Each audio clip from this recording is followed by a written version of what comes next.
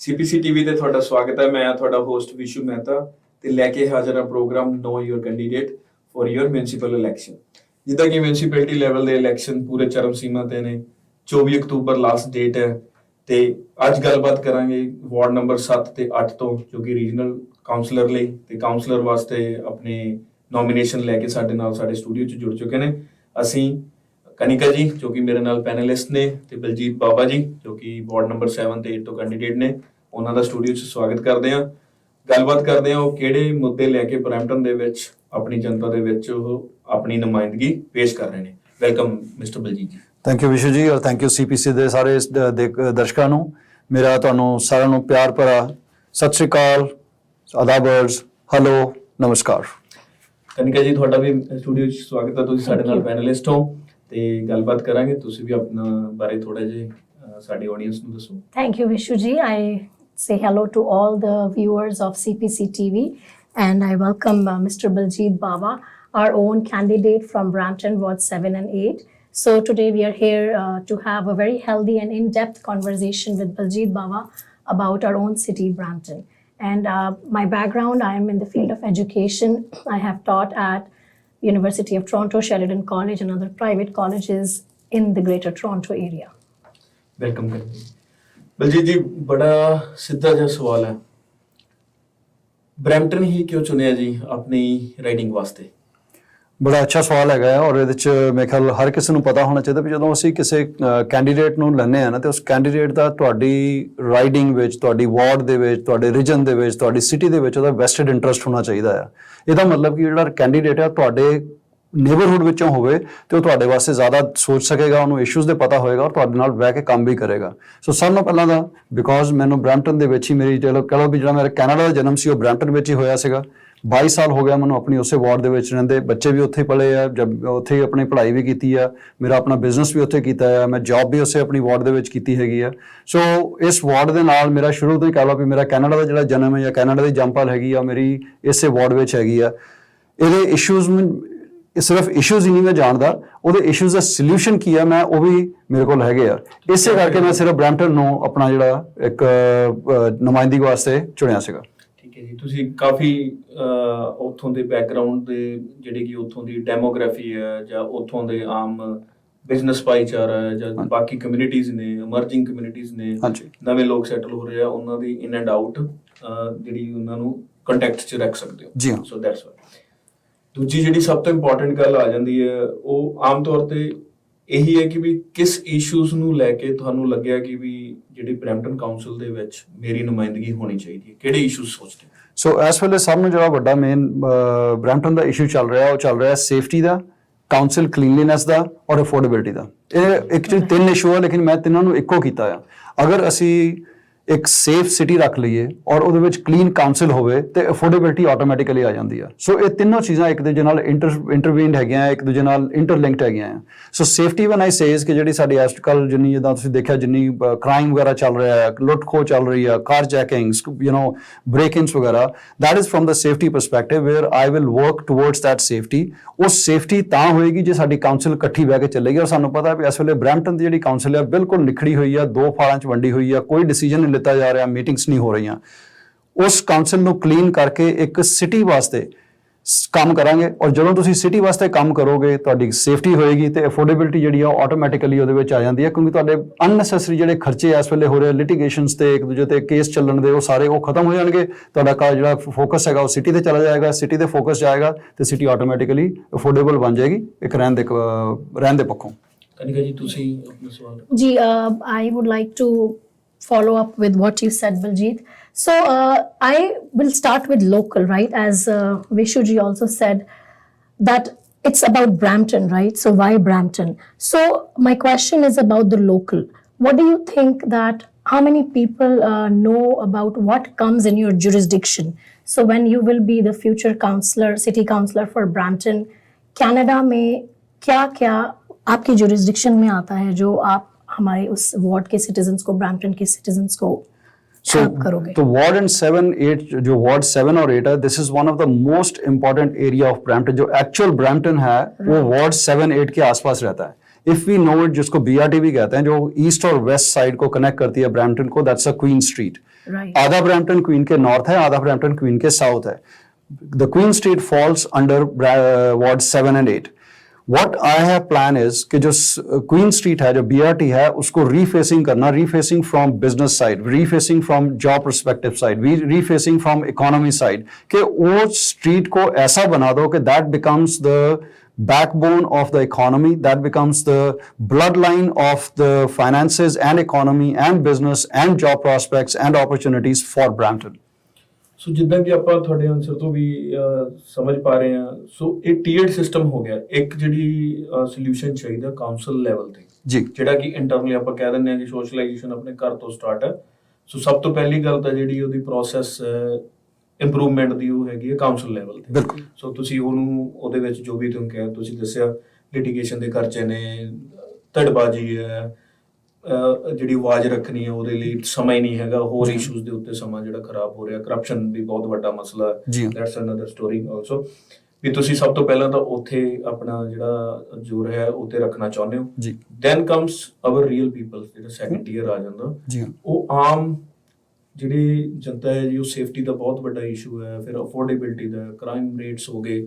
ਹਰ ਕੋਈ ਕਹਿ ਦਿੰਦਾ ਕਿ ਬਰੈਂਪਟਨ ਦੇ ਵਿੱਚ ਜਿਹਨੂੰ ਮਰਜ਼ੀ ਸੇਫਟੀ ਇਜ਼ ਦਾ ਕੰਸਰਨ, ਬੜਾ ਦੁੱਖ ਹੁੰਦਾ। ਬਿਲਕੁਲ। ਅਸੀਂ ਵੀ ਬਰੈਂਪਟਨ 'ਚ ਰਹਿੰਦੇ ਹਾਂ, ਲੇਕਿਨ ਕਿਵੇਂ ਇਹ ਸਾਰੇ ਜਿਹੜੇ ਇਸ਼ੂਜ਼ ਨੇ, ਕਿਸ ਗੱਲ ਕਰਕੇ, ਕੀ ਪਾਪੂਲੇਸ਼ਨ ਉਹ ਰੀਜ਼ਨ ਹੈ ਕਿ ਸਾਡੀ ਪੁਲਿਸਿੰਗ ਕਮਜ਼ੋਰ ਰੀਜ਼ਨ ਹੈ ਜਾਂ corruption? Corruption inside the city hall। ਇਹਦੇ ਚ ਦੋ ਚੀਜ਼ਾਂ ਦੀ ਮੇਨ ਹੈਗੀ ਆ। ਸਭ ਤੋਂ ਵੱਡਾ ਤਾਂ ਪ੍ਰੋਬਲਮ ਹੈਗੀ ਸਾਡੀ ਲੀਡਰਸ਼ਿਪ ਹੈ ਨਾ। ਲੀਡਰਸ਼ਿਪ ਨੇ ਇਸ ਚੀਜ਼ ਨੂੰ ਧਿਆਨ 'ਚ ਹੀ ਨਹੀਂ ਲਿਆਂਦਾ। ਉਹ ਇਹਨੂੰ ਕਾਉਂਸਲ ਜਿਹੜੀ ਹੁੰਦੀ ਹੈ ਨਾ, ਅਗਰ ਬੇਸਿਕ ਤੇ ਮੈਂ ਜਾਵਾਂ, ਫੰਡਾਮੈਂਟਲ ਕਾਉਂਸਲ ਜਿਹੜੀ ਹੈਗੀ ਆ, ਇਹ ਇੱਕ ਸਿਟੀ ਹਾਲ ਔਰ ਪਬਲਿਕ ਦੇ ਵਿੱਚ ਬ੍ਰਿਜ ਆ। ਠੀਕ ਹੈ ਜੀ। ਰਾਈਟ। ਪਬਲਿਕ ਦੇ ਇਸ਼ੂਜ਼ ਨੂੰ ਸਿਟੀ ਹਾਲ 'ਚ ਲਿਆ ਕੇ ਉਹਦੇ ਸੋਲੂਸ਼ਨਸ ਲੈ ਕੇ ਪਬਲਿਕ ਨੂੰ ਦਿੱਤੇ ਜਾਂਦੇ ਆ। ਇਹਦੇ 'ਚ ਪੋਲਿਟਿਕਸ ਨਹੀਂ ਖੇਡੀ ਜਾਂਦੀ, ਇਹਦੇ 'ਚ ਕੋਈ ਪਾਰਟੀ ਨਹੀਂ ਹੁੰਦੀ, ਇਹਦੇ 'ਚ ਕੋਈ ਰੰਗ ਨਹੀਂ ਹੁੰਦਾ, ਇਹਦੇ 'ਚ ਕੁਝ ਨਹੀਂ ਹੁੰਦਾ। ਇਹਦੇ 'ਚ ਸਿੰਪਲ ਤੁਹਾਡਾ ਹੁੰਦਾ ਆ। ਇਸੇ ਕਰਕੇ ਕਾਉਂਸਲ ਦਾ ਕੋਈ ਆਫਿਸ ਨਹੀਂ ਹੁੰਦਾ। ਠੀਕ ਹੈ ਜੀ। ਸਿਟੀ ਹਾਲ ਦੇ ਵਿੱਚ ਸਿਰਫ ਮੇਅਰ ਦਾ ਆਫਿਸ ਹੁੰਦਾ, ਕਿਉਂਕਿ ਉਹ ਇੱਕ ਮੇਅਰ ਹੈਗਾ, ਉਹਨੇ ਸਿਟੀ ਚਲਾਣੀ ਹੁੰਦੀ ਹੈ, ਉਹਨੇ ਡਿਸੀਜਨ ਲੈਣੇ ਹੁੰਦੇ ਆ। ਲੇਕਿਨ ਕਾਉਂਸਲ ਦਾ ਉੱਥੇ ਕੋਈ ਆਫਿਸ ਨਹੀਂ ਹੈਗਾ। ਸਾਡਾ ਕੰਮ ਹੁੰਦਾ ਹੈ ਜਾ ਕੇ ਲੋਕਾਂ ਦੇ ਘਰਾਂ ਦੇ ਵਿੱਚ ਕੰਮ ਕਰਨਾ, ਲੋਕਾਂ ਦੇ ਪਾਰਕਸ ਦੇ ਵਿੱਚ ਕੰਮ ਕਰਨਾ, ਉਹਨਾਂ ਦੇ ਸਕੂਲਾਂ ਦੇ ਵਿੱਚ ਕੰਮ ਕਰਨਾ, ਰੋਡਸ ਤੇ, ਬੱਸ ਸਟਾਪਸ, ਉਹਨਾਂ ਦੀ ਕਿਸ ਤਰ੍ਹਾਂ ਸਫਾਈ ਕਿੱਦਾਂ ਹੋ ਰਹੀ ਆ, ਘਾਹ ਕੱਟਿਆ ਜਾ ਕੇ ਨਹੀਂ ਕਰਿਆ, ਆਪਣੀ ਸੂਰ ਜਿਹੜੇ ਆ ਸਿਸਟਮ ਉਹ ਠੀਕ ਚੱਲ ਰਿਹਾ ਕਿ ਨਹੀਂ ਚੱਲ ਰਿਹਾ, ਪੁਲਿਸ ਦਾ ਬਾਹਰ ਕੰਮ ਚੱਲ ਰਿਹਾ। ਸਾਡੇ ਕੰਮ ਹੈ ਕਿ ਗਰਾਊਂਡ ਦੇ ਉੱਤੇ ਸਾਨੂੰ ਤੁਸੀਂ ਆਫਿਸ ਨਹੀਂ ਬੈਠੋਗੇ, ਸਾਨੂੰ ਤੁਸੀਂ ਪਾਓਗੇ ਲੋਕਾਂ ਦੇ ਵਿੱਚ ਵਿਚਰਦੇ ਹੋਏ। That is what council is. ਇਸ ਵੇਲੇ ਸਭ ਨੂੰ ਵੱਡੀ ਪ੍ਰੋਬਲਮ ਹੋਈ ਜਿਹੜੀ ਸਾਡੀ ਕਾਉਂਸਲ ਹੈ, ਉਹਨੂੰ ਅਸੀਂ ਪੋਲੀਟੀਕਲ ਪਾਰਟੀ ਬਣਾ ਲਿਆ, ਉਹ ਦੋ ਧੜੇ ਬਣ ਗਏ। ਸੋ ਇਹ ਸਭ ਨੂੰ ਵੱਡਾ ਇਸੇ ਕਰਕੇ ਅਗਰ ਅਸੀਂ ਇਹਨੂੰ ਸੋਲਵ ਕਰ ਲਈਏ ਤੇ ਕਾਉਂਸਲ ਜਿਹੜੀ ਉਹ ਦੁਬਾਰਾ ਸਿੰਪਲ, ਜਿਨ੍ਹਾਂ ਨੂੰ ਅਸੀਂ ਬਾਈ ਲਾਜ਼ ਦੇ ਇਸ਼ੂਜ਼ ਹੈਗੇ ਆ, ਪਰਮਿਟਸ ਦੇ ਇਸ਼ੂ ਹੈਗੇ ਆ, ਜ਼ੋਨਿੰਗ ਦੇ ਇਸ਼ੂ ਆ, ਅਸੀਂ ਉਹਨਾਂ ਤੇ ਕੰਮ ਕਰਨਾ ਹੈ, ਨਾ ਕਿ ਅਸੀਂ ਪੋਲੀਟੀਕਲ ਲੈਵਲ ਤੇ ਕੰਮ ਕਰਨਾ ਹੈਗਾ। So that is the Ki which has actually taken the council totally away, disconnected from what Brampton needs it, and those needs are being ignored। ਮੇਰਾ ਉਹਦੇ ਵਿੱਚ ਕੀ ਹੋਣਾ, ਜਿਹੜੇ ਸਾਰੇ ਪ੍ਰੋਗਰਾਮਸ ਸੀਗੇ, ਜਿਹੜੇ ਪਬਲਿਕ ਪ੍ਰੋਗਰਾਮ ਸੀ, ਜਿਹਦੇ ਵਿੱਚ ਅਸੀਂ ਪਬਲਿਕ ਕੰਸਲਟੇਸ਼ਨ ਕਹਿੰਦੇ ਆ, ਪਬਲਿਕ ਇੰਗੇਜਮੈਂਟ ਕਹਿ ਦਿੰਦੇ ਆ, ਪਬਲਿਕ ਟਾਊਨ ਹਾਲਸ ਕਹਿ ਦਿੰਦੇ ਆ, ਓਪਨ ਹਾਊਸਿਸ ਕਹਿ ਦਿੰਦੇ ਆ, ਇਹ ਜਿਹੜੇ ਪ੍ਰੋਗਰਾਮ ਸੀਗੇ ਜਿਹਦੇ ਵਿੱਚ ਯੂਥ ਦੀ ਇੰਗੇਜਮੈਂਟ, ਸੀਨੀਅਰਸ ਦੀ engagement, programs in the parks, programs in the plans, programs on the streets, ਜਿੱਦਾਂ ਚਾਹੇ ਸਟਰੀਟ ਹਾਕੀ ਹੋ ਗਈ ਜਾਂ ਫੀਲਡ ਹਾਕੀ ਹੋ ਗਈ, ਇਹਦੇ ਵਿੱਚ ਸਾਰੇ ਸਟਰੀਟ ਪਲੇਜ਼ ਹੋ ਗਏ, barbecues ਹੋ ਗਏ। These plans, these programs need to be reintroduced। City ਨੇ, ਕਾਉਂਸਲ ਨੇ ਉਹ ਸਾਰੇ ਪ੍ਰੋਗਰਾਮ ਨੂੰ ਫੰਡਿੰਗ ਬੰਦ ਕਰਕੇ ਉਹਨਾਂ ਨੂੰ ਬੈਕ ਪਿੱਛੇ ਕਰ ਰੱਖ ਕੇ ਪਿਛਲੇ 4-6 ਸਾਲਾਂ ਤੋਂ ਉਹ ਪ੍ਰੋਗਰਾਮਸ ਬਿਲਕੁਲ ਡੀਫੰਡ ਕਰਤੇ ਹੈਗੇ ਆ। ਇਸੇ ਕਰਕੇ ਕਮਿਊਨਿਟੀ ਜਿਹੜੀ ਆ ਉਹ ਕਾਉਂਸਲ ਤੋਂ ਬਿਲਕੁਲ ਟੁੱਟ ਗਈ ਆ। ਕਾਉਂਸਲ ਨੂੰ ਕਮਿਊਨਿਟੀ ਦੇ ਵਿੱਚ ਵਿਚਰਨਾ ਪੈਣਾ ਹੈ, ਸਾਨੂੰ ਉਹਨਾਂ ਦੇ ਵਿੱਚ ਆਸ-ਪਾਸ ਤੁਰਨਾ ਫਿਰਨਾ ਪੈਣਾ ਹੈ, ਉਹਨਾਂ ਦੇ ਇਸ਼ੂਜ਼ ਦੇ ਸੋਲੂਸ਼ਨਸ ਉਹਨਾਂ ਨੂੰ ਦੇਣੇ ਪੈਣੇ ਆ, ਤਾਂ ਹੀ ਅਸੀਂ ਬਰੈਂਪਟਨ ਨੂੰ ਇੱਕ ਸੇਫ, ਅਫੋਰਡੇਬਲ ਔਰ ਕਲੀਨ ਸਿਟੀ ਬਣਾ ਸਕਦੇ ਹਾਂ। ਅਦਰਵਾਈਜ਼ ਹੁਣ ਵੀ ਇਹੀ ਆ, 4 ਸਾਲਾਂ ਬਾਅਦ ਵੀ ਇਹੀ ਹੋਣਾ ਆ, ਇਦਾਂ ਹੀ ਚੱਲੀ ਜਾਣਾ। ਬਲਜੀਤ ਜੀ, ਬੜਾ ਇੰਟਰਸਟਿੰਗ ਜਿਹਾ ਫੈਕਟ ਤੁਸੀਂ ਸਾਡੇ ਨਾਲ ਸ਼ੇਅਰ ਕੀਤਾ ਕਿ ਕਾਉਂਸਲ ਦਾ ਕੋਈ ਆਫਿਸ ਨਹੀਂ ਹੁੰਦਾ। ਇਹ ਮੇਰੇ ਲਈ ਵੀ ਨਵੀਂ ਲਰਨਿੰਗ ਸੀ ਤੇ I am not offensive to anyone, ਪਰ ਮੈਂ ਆਪਦਾ ਕਾਉਂਸਲਰ ਨਹੀਂ ਦੇਖਿਆ ਕਦੇ ਵੀ ਗਰਾਊਂਡ ਰੂਟ ਤੇ ਕੰਮ ਕਰਦੇ। ਆਈ ਹੋਪ ਕਿ ਵੀ ਆਉਣ ਵਾਲੇ ਸਮੇਂ 'ਚ ਇਹ ਚੀਜ਼ ਸਾਡੇ ਸ਼ੋਅ ਦੇ ਜ਼ਰੀਏ ਉਹਨਾਂ ਤੱਕ ਵੀ ਪਹੁੰਚੂਗੀ ਤੇ ਉਹ ਵੀ ਇਹ ਮਹਿਸੂਸ ਕਰਨਗੇ ਕਿ ਵੀ ਕਾਉਂਸਲਰ ਦਾ ਕੰਮ ਗਰਾਊਂਡ ਤੇ ਹੈ। ਠੀਕ ਹੈ ਜੀ। Kanika ji, I pass on to you the other question, you can go ahead. Thank you Vishu ji. I would also like to say the same thing कि मुझे भी ये बात नहीं पता थी कि काउंसलर इतने क्लोज कॉन्टैक्ट में हमारे साथ काम करते हैं and on an everyday basis. अब जैसे क्लासरूम में अगर मेरे किसी स्टूडेंट को कोई प्रॉब्लम है, इशू है, तो instead of going to the principal और dean directly, they will first come to me that this is my issue. So we as citizens, as local residents of Brampton, will first go to our councillors, and they can represent our issues at higher levels of the government. So that's very important, and I think I have seen and I have read about you that you have been greatly involved with the community from past more than 20 years. So I would like to know what programs you will bring for the youth or for the older residents of Brampton to culturally engage them. ਬਹੁਤ ਅੱਛਾ question ਹੈਗਾ ਤੁਹਾਡਾ, and Hindi Punjabi ਇਕੱਠੀ ਚੱਲਦੀ ਹੈਗੀ, so I can answer in all the different languages. I speak actually 5 different other languages also, so that's one part of it which makes me more related to the community or connected with it.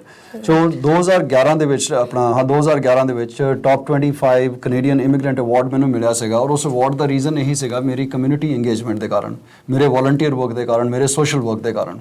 ਉਹਦੇ 'ਚ ਹੁੰਦਾ ਕੀ ਸੀਗਾ ਵੀ like without even knowing it, when you engage people in some constructive activities, ਉਹਦੇ 'ਚ constructive activity ਇਹ ਨਹੀਂ ਹੁੰਦੀ ਵੀ ਤੁਸੀਂ ਜਾ ਕੇ ਕੁਛ ਉਹਦੇ ਵਾਸਤੇ ਬਣਾਉਣਾ ਆ, ਵੱਡਾ ਖੜਾ ਕਰਨਾ. ਅਗਰ ਤੁਸੀਂ ਉਹਦਾ ਕੈਰੈਕਟਰ ਬਿਲਡ ਕਰਦੇ ਹੋ, ਕਿਸੇ ਨੂੰ ਤੁਸੀਂ ਜੌਬ ਦਿਵਾਉਂਦੇ ਹੋ, ਕਿਸੇ ਦਾ ਤੁਸੀਂ ਰੈਜ਼ਿਊਮੇ ਬਿਲਡ ਕਰਤਾ, ਕਿਸੇ ਨੂੰ ਤੁਸੀਂ ਇੱਕ ਜਗ੍ਹਾ ਚੱਕ ਕੇ ਉਹਨੂੰ ਉਹਦੇ ਹਸਪੀਟਲ ਛੱਡਿਆ ਹੈ, ਕਿਸੇ ਦਾ ਤੁਸੀਂ ਸਿਨ ਨੰਬਰ ਬਣਵਾਤਾ, ਕਿਸੇ ਦੇ ਬੱਚੇ ਨੂੰ ਸਵੇਰੇ ਕੋਈ ਕਲਾਸ ਚਾਹੀਦੀ ਸੀਗੀ, ਉਹਨੂੰ ਦੱਸਣਾ ਸੀਗਾ, ਉਹਨੂੰ ਕੁਝ ਦੱਸ ਦਿੱਤਾ. This all is volunteer work. This all is constructive that you are giving back to the community.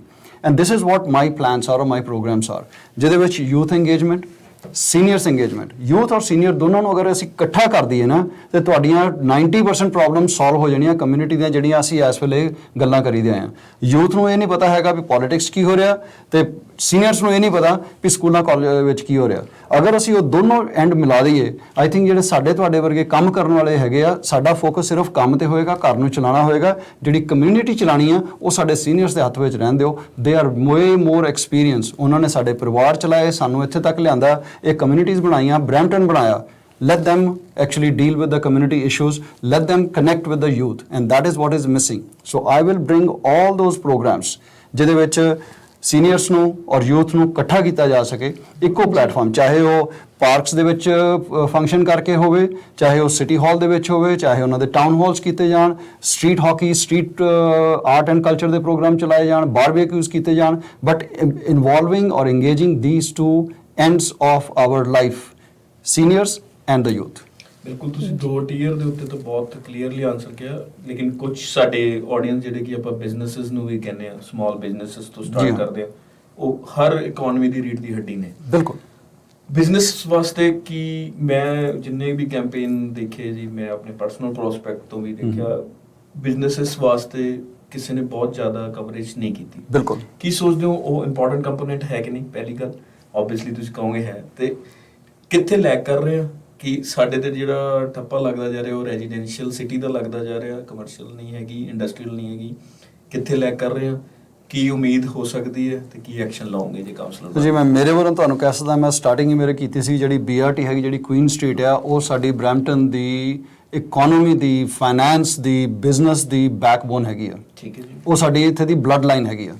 ਅਗਰ ਅਸੀਂ ਕੁਈਨ ਸਟਰੀਟ ਨੂੰ ਪ੍ਰੋਪਰ ਸਰਵਿਸ ਇੰਡਸਟਰੀ, ਉੱਥੇ ਅਗਰ ਅਸੀਂ multipurpose, multi use, multi level, multi tier businesses ਲਿਆਈਏ, proper businesses, that is going to be the best one. So if you make me your city council for 7 and 8, I will ensure that Queen Street becomes the business hub of Brampton, where North Brampton and South Brampton both gets catered to. There will be service industry, whether it is a Service Ontario, Service Canada, banks, call centers, IT industry, restaurants, hotels, all those businesses will be there on that particular one stretch of the city which is connecting from east to west. That will bring jobs, that will bring finances, that will bring economy, that will make our Brampton rich and developed city than any other city that's around our neighbors. That's what I'm planning for. ਚੰਦ ਆਖਰੀ ਸਵਾਲ, ਸਾਡੇ viewers ਨੂੰ ਕੀ appeal ਕਰਨਾ ਚਾਹੋਗੇ ਜੀ ਤੁਸੀਂ? ਮੇਰੀ viewers ਨੂੰ ਇਹ ਅਪੀਲ ਹੈਗੀ ਆ ਵੀ 24 ਤਰੀਕ ਇੱਕ ਤਾਂ ਦੀਵਾਲੀ ਹੈਗੀ, ਬੜਾ ਖੁਸ਼ੀ ਦਾ ਦਿਹਾੜਾ ਆ, ਬੰਦੀ ਛੋੜ ਦਿਵਸ ਹੈਗਾ, ਬਹੁਤ ਹੀ ਖੁਸ਼ੀ ਦਾ ਦਿਹਾੜਾ ਆ ਸਾਡੇ ਸਾਰਿਆਂ ਵਾਸਤੇ. 24 ਤਰੀਕ ਨੂੰ ਬਰੈਂਪਟਨ ਨੂੰ ਖੁਸ਼ੀਆਂ ਜੇ ਦੇਣੀਆਂ ਆ, ਤੇ ਇਹ ਜਿਹੜੀ ਵਿਖੜੀ ਹੋਈ ਨਿਖੜੀ ਹੋਈ ਕਾਉਂਸਲ ਹੈਗੀ ਆ, ਇਹਨੂੰ ਤੁਹਾਡੇ ਦੁਆਰਾ ਬਣਾਉਣ ਦਾ ਇੱਕ ਮੌਕਾ ਮਿਲ ਰਿਹਾ ਆ. ਵਾਰਡ 7-8 ਸੀਟ ਖਾਲੀ ਹੈਗੀ ਆ, ਇੱਕ ਅੱਛਾ ਕੈਂਡੀਡੇਟ ਉੱਥੇ ਬਿਠਾਓ। ਜਿਹੜੇ ਬਾਕੀ ਦੀਆਂ ਵਾਰਡਸ ਦੇ ਜਿਹੜੇ ਵੀ ਸੀਟਾਂ ਖਾਲੀ ਹੈਗੀਆਂ ਜਾਂ ਜਿਹੜੇ ਸੀਟਾਂ ਦੇ ਉੱਤੇ ਆਲਰੇਡੀ ਬੰਦੇ ਕੰਮ ਕਰ ਰਹੇ ਆ, ਉਹਨਾਂ ਕੈਂਡੀਡੇਟਸ ਨੂੰ ਵੋਟ ਪਾ ਕੇ, ਆਪਣੀ ਆਵਾਜ਼ ਦੇ ਕੇ, ਔਰ ਮੇਰਾ ਇੱਕੋ ਹੀ ਸਲੋਗਨ ਹੈਗਾ ਆ, ਨੋ ਵੋਟ, ਨੋ ਵੌਇਸ, ਲੋ ਵੋਟ, ਬੈਡ ਚੋਇਸ। ਵੋਟਿੰਗ ਜਿਹੜੀ ਆ ਉਹ ਹੀ ਡਿਸਾਈਡ ਕਰਦੀ ਆ ਵੀ ਤੁਸੀਂ ਕਿਸ ਤਰ੍ਹਾਂ ਦੀ ਆਪਣੀ ਸਰਕਾਰ, ਕਿਸ ਤਰ੍ਹਾਂ ਦੇ ਆਪਣੇ ਨੁਮਾਇੰਦੇ, ਕਿਸ ਤਰ੍ਹਾਂ ਦੀ ਆਪਣੀ ਲੀਡਰਸ਼ਿਪ ਚੁਣਨੀ ਆ। ਸੋ ਪਲੀਜ਼ 24 ਤਰੀਕ ਨੂੰ ਦੀਵਾਲੀ ਦੀਆਂ ਖੁਸ਼ੀਆਂ ਮਨਾਉਣ ਤੇ, ਬੰਦੀ ਛੋੜ ਦਿਵਸ ਦੀਆਂ ਖੁਸ਼ੀਆਂ ਮਨਾਉਣ ਤੇ, ਬਰੈਂਪਟਨ ਨੂੰ ਖੁਸ਼ ਰੱਖਣ ਵਾਸਤੇ ਇੱਕ ਅੱਛੀ ਕਾਉਂਸਲ ਦਾ ਚੋਣ ਕਰੋ, ਵੋਟਾਂ ਜ਼ਰੂਰ ਪਾਇਓ। ਬੜੀ ਵਧੀਆ ਆਵਾਜ਼ ਦੇ ਨਾਲ ਤੁਸੀਂ ਸਾਡੇ ਆਡੀਅנס ਨੂੰ ਐਡਰੈਸ ਕੀਤਾ ਜੀ। ਬਲਜੀਤ ਜੀ, ਬਹੁਤ ਕੀਮਤੀ ਸਮਾਂ ਤੁਸੀਂ ਸਾਡੇ ਨਾਲ ਸ਼ੇਅਰ ਕੀਤਾ ਸੀ, ਧੰਨਵਾਦ। ਇੱਦਾਂ ਹੀ CPC TV ਤੇ ਤੁਹਾਡਾ ਵੈਲਕਮ ਕਰਦੇ ਰਵਾਂਗੇ। ਉਮੀਦ ਕਰਦੇ ਹਾਂ ਤੁਸੀਂ ਕਾਉਂਸਲਰ ਚੁਣ ਕੇ ਵਾਪਸ ਇੰਟਰਵਿਊ ਸਾਨੂੰ ਦੇਣ ਆਓਗੇ ਤੇ ਅਸੀਂ ਆਪਣੀ ਆਡੀਅנס ਸਾਹਮਣੇ ਤੁਹਾਨੂੰ ਫਿਰ ਲਿਆਵਾਂਗੇ। Thank you. ਧੰਨਵਾਦ ਜੀ। ਧੰਨਵਾਦ।